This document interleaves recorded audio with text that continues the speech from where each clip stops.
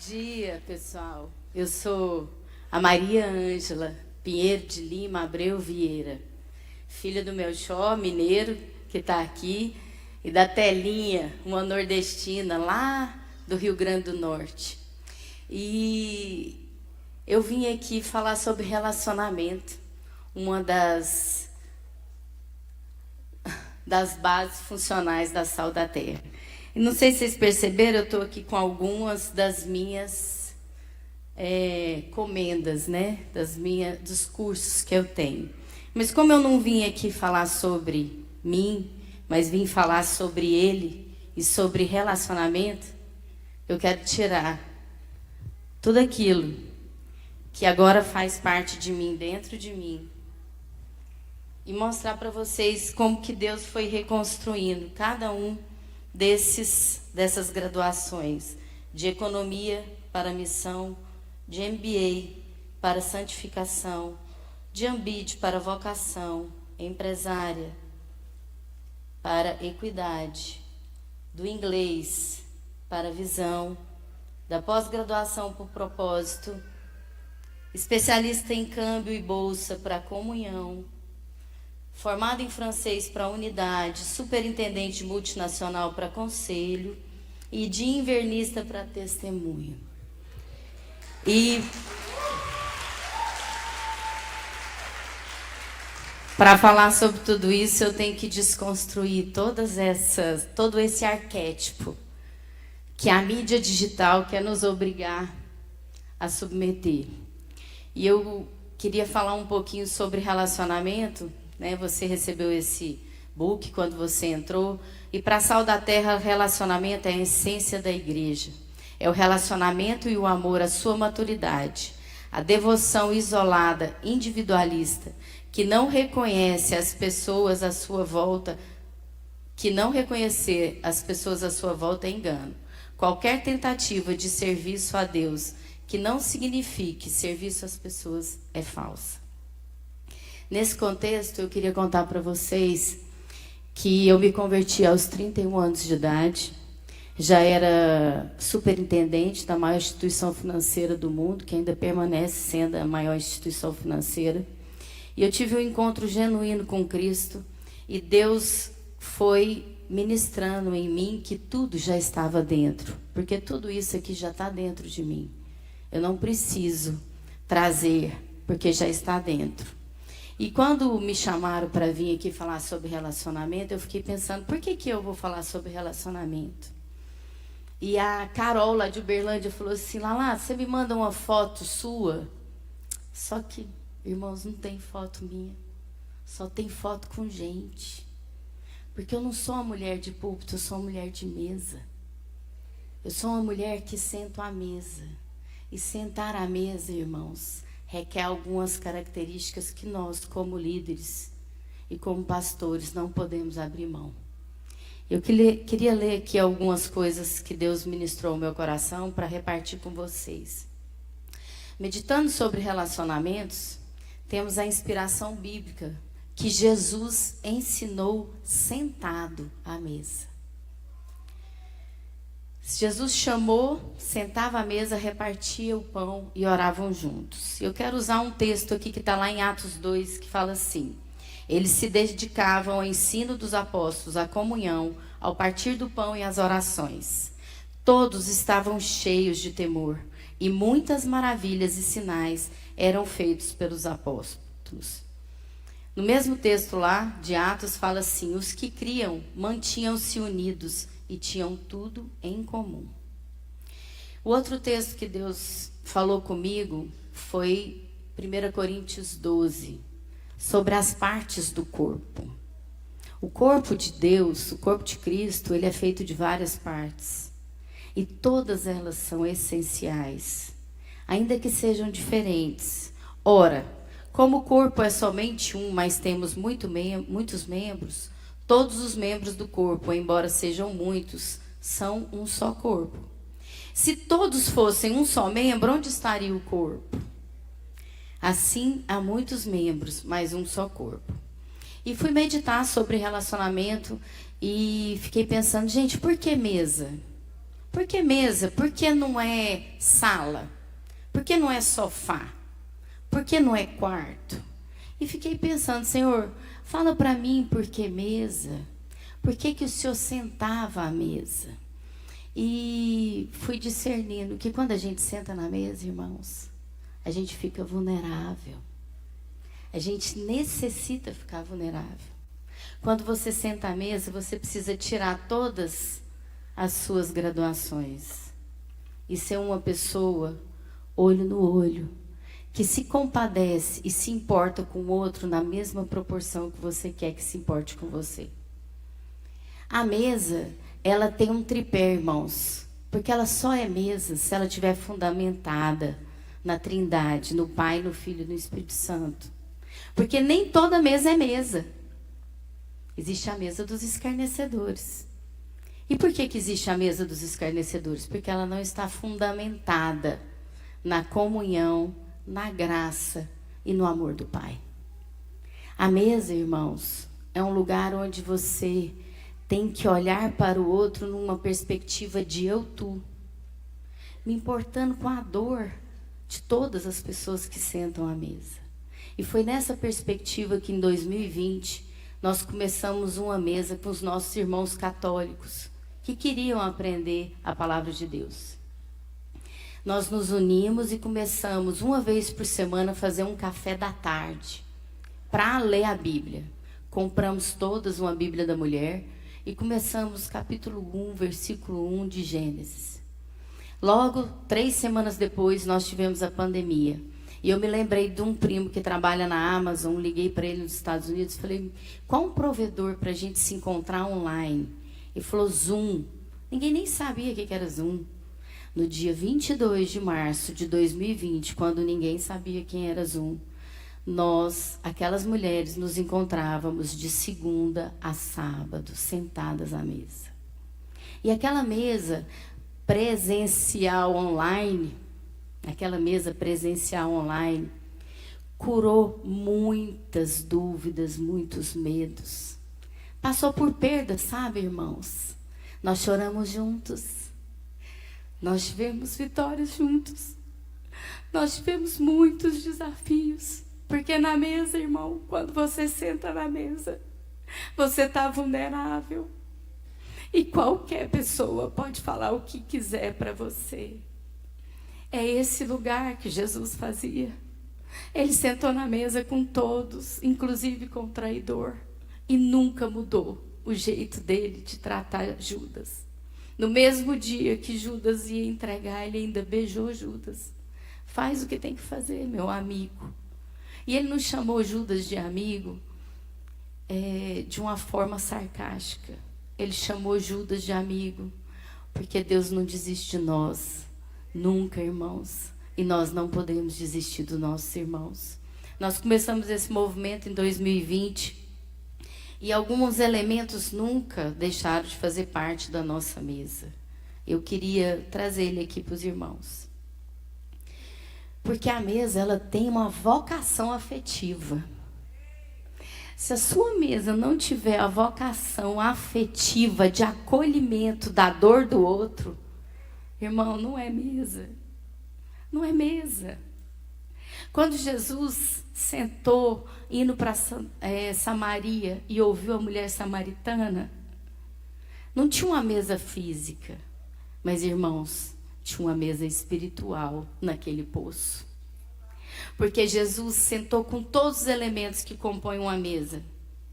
Sabe quais são eles, irmãos? Além da vulnerabilidade, além da trindade, a mesa ela tem que ser intuitiva, intencional e acolhedora. Eu preciso discernir no espírito que Deus me chamou para sentar numa mesa. Eu preciso ter acolhimento com quem sentou na mesa, porque afinal de contas, irmãos, não sou mais eu, é quem sentou à mesa. E através de mim, de você, ele pode ir ali naquela mesa, porque é quando 2 ou mais estiverem reunidos que ele vai se fazer presente. E às vezes aquela pessoa só tem a chance naquela mesa. Digitei a senha errada, né, irmãos? Faz parte, né? A mesa cria empatia. A mesa gera pertencimento, consciência de corpo que conduz a gente numa unidade. Aquele grupo de mulheres ali, 2020, foi começando a crescer.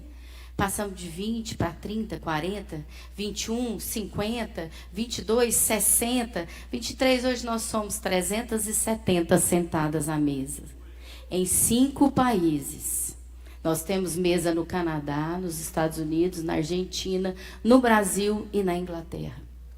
Irmãos, nós inspiramos no Canadá a nossa irmã Andréia colocar uma mesa. Você sabe o que é pôr mesa no Canadá, irmãos? Menos 30 graus abaixo de zero. E chamar as irmãs no Canadá para sentar à mesa, para repartir o pão, para ouvir a dor do outro, se compadecer e revelar como Jesus revelou.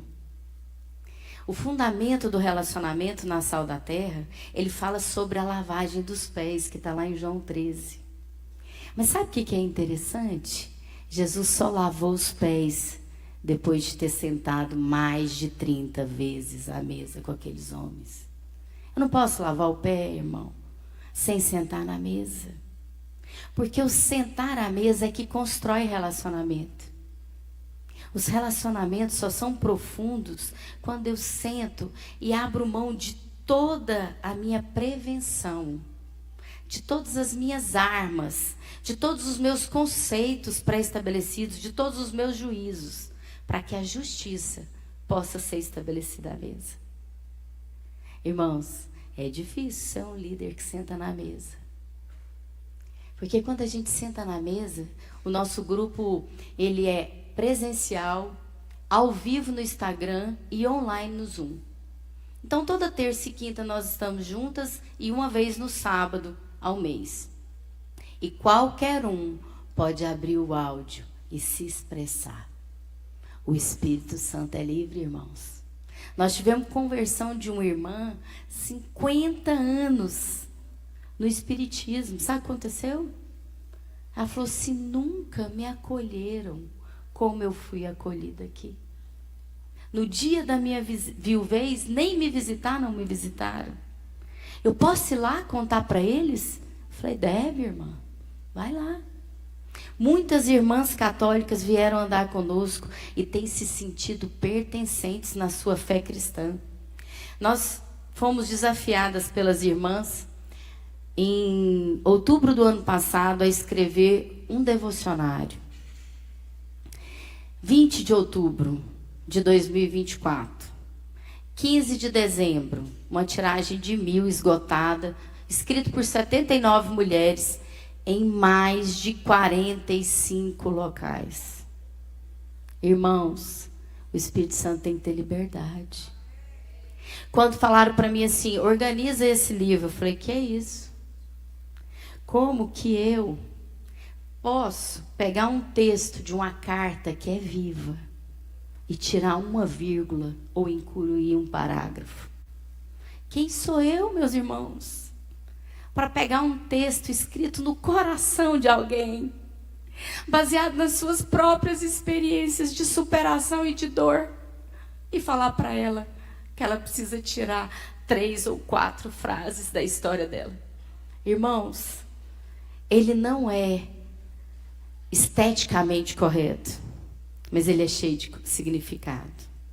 Nós já fizemos a 2ª edição, que esgotou a metade.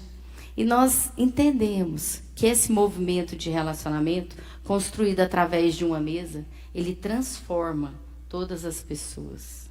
Nós temos tido vários testemunhos no nosso meio. Lá no nosso Instagram, se você abrir lá o @Cartas Vivas de Amor, vocês não vão ver uma foto minha lá. Vocês vão ver a foto de pelo menos umas 80 mulheres. Porque não é sobre eu, sobre elas. E nessa manhã, eu estou falando aqui em nome da Joana, lá do Jardim Marilisa. Estou falando em nome da Grace, lá de Florianópolis. Estou falando em nome da Zete. Estou falando em nome da Andréia, da Juliana, da Giovana, da Kellen, da Silvinha. Eu não estou falando em meu nome. Eu estou falando O nome daquelas mulheres que entenderam que na comunhão dos santos, Deus ordena a bênção. Nós fizemos, a partir do ano passado, né, de julho do ano passado, nós entendemos que os nossos cafés tinham que sair para a cidade.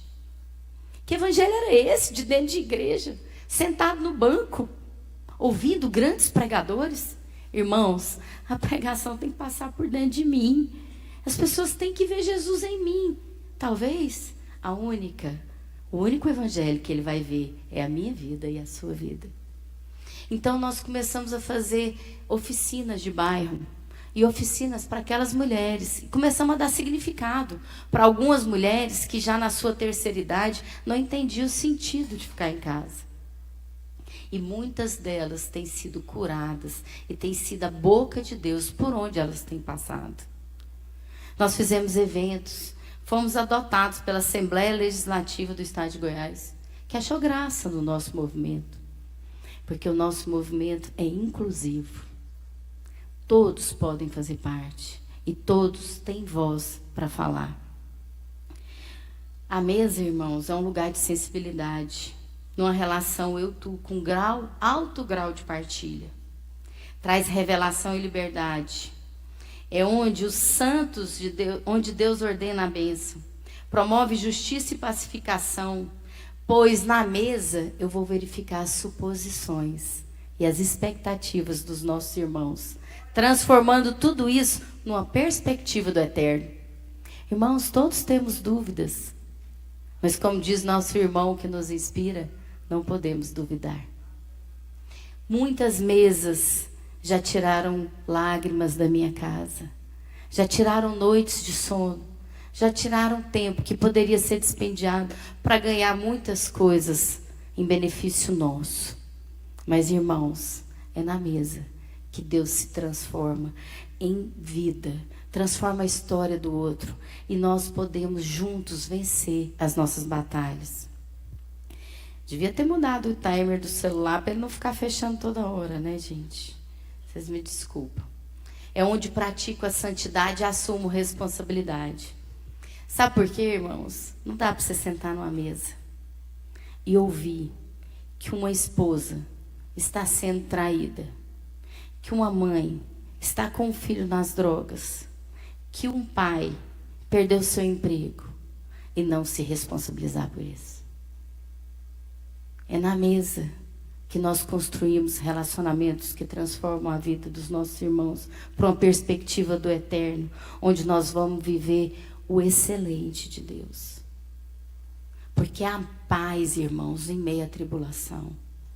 Ele nos garantiu que no mundo a gente ia ter aflição. Nós vamos ter aflição. Mas é para a gente ter bom ânimo. E é na mesa, irmãos, que nós nos fortalecemos para prosseguir, para seguir e para continuar o nosso chamado. A mesa tem que ser intencional. Não representa um serviço, irmãos. Misericórdia. Não é sobre uma mesa bonita, com um monte de comida em cima, com a prataria excelente e o melhor porta-guardanapo. É sobre eu olhar para um quem, num onde, e me importar com aquele quem. A ponto de ser transformado no mesmo corpo, que é o corpo de Cristo. Porque nós somos a igreja, a noiva de Cristo. Toda comunhão é mesa, mas nem toda mesa é comunhão. Confraria é uma mesa, irmãos, mas às vezes não é comunhão. Nada conta a confraria. Se ela estiver estabelecida na Trindade, glória a Deus. Mas se não for, irmãos, ela está mais semelhante a uma mesa dos escarnecedores. Para ser mesa, não tem que ter a mesa física. Exemplo, mulher samaritana. Mas possui todos os elementos da mesa. Vulnerabilidade, acolhimento, empatia e entrega. Um podcast pode ser uma mesa, se ele tiver todos esses elementos. E pensei também de trazer aqui quais as características que nós, como líder, precisamos ter para sermos líderes de mesa. Irmãos, a pandemia desconstruiu templos, desconstruiu números. Eu sou mulher de estatística, de número. Desconstruiu número para trazer significado, para trazer a essência de volta do eterno. para que a gente olhe um para o outro e se compadeça do outro, na mesma proporção que eu quero que compadeça de mim. Então, como líderes, nós temos que ter um alto nível de quebrantamento. Nós temos que ter apreço pelo desconhecido, irmãos. Nem sempre eu vou chegar numa mesa, nossa, eu estou feliz da Ruth estar aqui com o César, bem-vindos. Nem sempre eu vou chegar numa mesa e vou saber o que vai acontecer na mesa. Irmão, você está querendo saber e controlar as coisas, quero te falar que você está precisando orar mais. Porque quando a gente senta lá no nosso café e abre o Zoom, e todo mundo pode entrar e falar, o controle é dele. E é por ele e para ele que a gente faz tudo aquilo. Nós precisamos ter um apreço pelo desconhecido. Nós temos que ter uma aptidão por esperar por Deus. Irmãos, eu era apressada. Com 16 anos eu entrei na faculdade, com 20 eu formei, com 22 eu era empresária, 27 eu era investidora da maior instituição financeira do mundo, com 33 eu era superintendente para o Brasil, desenvolvi produtos de mercado financeiro para vários países. Mas, irmãos, Deus deu um jeitinho de me falar que não é o que eu quero fazer no tempo que eu quero fazer, mas é do jeito dele. E por isso eu fui uma mulher que esperei 15 anos para conseguir conceber a gravidez e ser mãe da minha barriga. Deus trabalha o tempo na minha vida assim, ó, de uma forma tão profunda, para eu sempre me lembrar que não é no meu tempo, que não é do meu jeito, mas ficar sensível. Deus, e agora? O que eu falo? E agora? Essa história dos crachá, ele me deu há 30 dias atrás. Eu não tinha comprado, mas ontem tinha uma loja aberta, Sexta-feira da Paixão. Eu consegui comprar todos os crachá. Por quê? Porque eu preciso estar sensível, eu preciso estar em oração, eu preciso estar à mercê do Eterno, para que Ele possa me usar com tudo que Ele planejou desde a eternidade. É sobre isso, meus irmãos. O líder quebrantado, que se deixa levar pelo desconhecido, que tem aptidão por esperar por Deus, ele também tem que ter tempo para despender. Não é perder não, sabe, irmão? Eu acho que aquela música que o pessoal está cantando assim, Deus, eu estou perdendo meu tempo, não sei o quê, não sei cantar aquela música. Mas todo mundo está cantando, eu perco meu tempo, como é que é? Uma música está fazendo, perdendo tudo. Perdendo, como é que é isso, gente? Parece que essa música tá certa? Fazer igual o Paulo Júnior. O pessoal, não sei se estava inspirado na hora que cantou essa música, não. Escreveu, eu acho que precisa dar... Porque, irmãos, não é sobre perder, é sobre ganhar. Quando eu despendo um tempo com alguém, eu não perdi tempo, eu ganhei. Amém? Estou indo para o final. Por que a mesa? Porque em Mateus 24:12... diz que para o nosso presente tempo, por se multiplicar a iniquidade, o amor ia se esfriar. Porque em 2 Timóteo 3, está escrito que nos últimos dias sobrevirão tempos difíceis, pois os homens serão amantes de si mesmos. Sabe por que mesa, irmãos? Relacionamento que não tem mesa não é relacionamento. Sabe por que mesa, irmãos? Porque lá em Lucas, Jesus falou que ele desejou ardentemente sentar conosco à mesa. E só depois que ele sentou à mesa com todos aqueles apóstolos, foi que ele diligentemente, eu queria chamar aqui a Cristiane Santos, que é conselheira do Cartas Vivas. Quero chamar a Paula Araújo, conselheira do Cartas Vivas. Quero chamar Andréia Pedroso, conselheira do Cartas Vivas. Quero chamar a Zete, responsável pelo digital, junto com a Grace, lá de Florianópolis, do Cartas Vivas. E quero chamar uma mulher, não vou chamar o marido dela, mas vou chamar ela, que me ensinou o valor da mesa. Pastora Lana, que me ensinou, pode subir, irmãs, que me ensinou o valor da mesa e a importância de que não há relacionamento, irmãos, sem uma mesa. Uma mesa que acolhe, uma mesa que entende uma mesa vulnerável, uma mesa que submete ao conselho. Vem cá, meninas. Nós estamos com essa blusa aqui, que é uma blusa que nós fizemos uma parceria com uma loja de roupa aqui em Goiânia. E dentro dessa blusa, a loja se comprometeu em vender.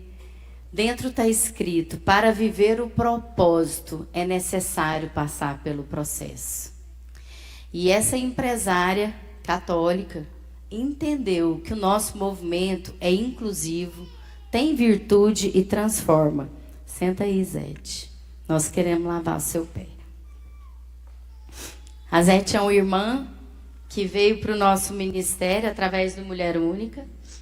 E hoje ela é voluntária e trabalha junto com mais 58 mulheres, produzindo conteúdo para o nosso Instagram, gravando as nossas lives, fazendo posts. E nós queremos aqui lavar os seus pés, porque a Alana me ensinou, durante toda a minha trajetória, depois que eu voltei a morar em Goiânia, que foi em 2009, que todos os dias nós temos que conferir e lavar os pés umas das outras. Porque o servo não é maior que o seu senhor, e nem o senhor é maior que o servo. Então eu queria pedir para o pessoal pôr um fundinho musical aí, para a gente lavar os pés aqui da Zete. Vem, Paulinha.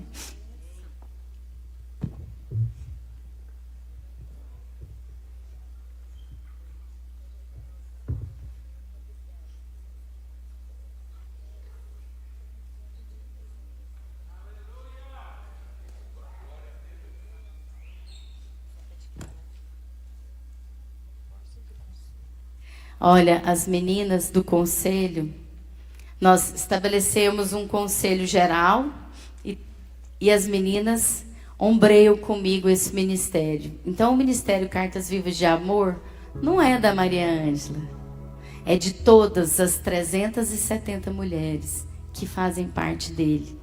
Na multiforma de Deus, cada uma expressando aquilo que Jesus nos ensinou, que na comunhão dos santos, Ele ordena a bênção. E sentadas à mesa, o Senhor vai transformando o nosso caráter até chegarmos à estatura perfeita de Cristo. Amém, irmãos? É sobre isso. É um relacionamento que não tem hierarquia, mas tem honra, respeito, comunhão, intenção de amor, alegria e construção de um caráter conforme imagem e semelhança de Cristo. Amém?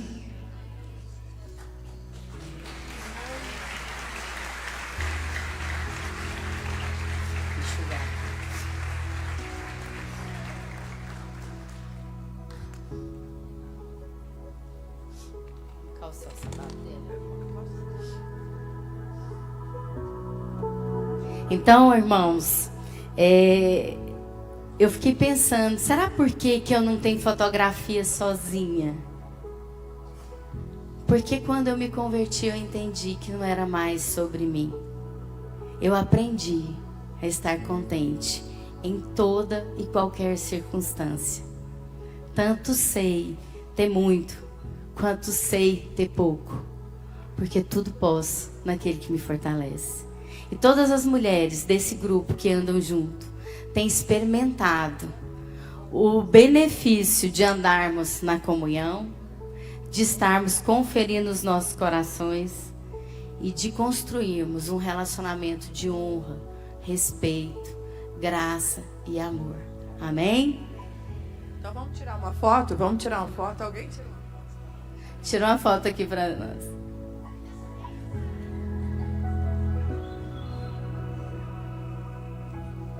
Obrigada, eu sou... Obrigada, eu sou Maria Ângela, do Cartas Vivas. Essa é a Paulinha. Amém. Maria Ângela, você frutifica o amor de Cristo em cada um de nós. Nós somos muito alegres e gratas ao Senhor pela sua vida, Maria Ângela. Amém. Nossa Lala